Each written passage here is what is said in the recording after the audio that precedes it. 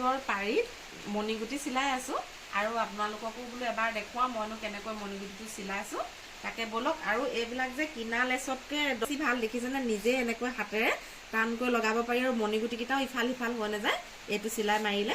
আৰু কেনেকৈ চিলাইছোঁ বলক দেখুৱাওঁ। এতিয়া প্ৰথমতে মই বেজীটোত মণিগুটিটো সুমুৱাই লৈছোঁ আৰু এইডাল সূতা এনেকৈ টানকৈ ধৰি অকণমান বেজীটো বেকাকৈ খুচি এনেকৈ বেকাকৈ খুচি এই সূতাডালি ওলোটা পাকত এটা পাক মাৰিলেই হ'ল। এনেকৈ ওলোটা পাকত পাক এটা মাৰিলে আৰু আপুনি এইফালৰ পৰা ধুনীয়াকৈ এনেকৈ টানি দিলে এইটো এটা গাঁঠি হৈ গ'ল।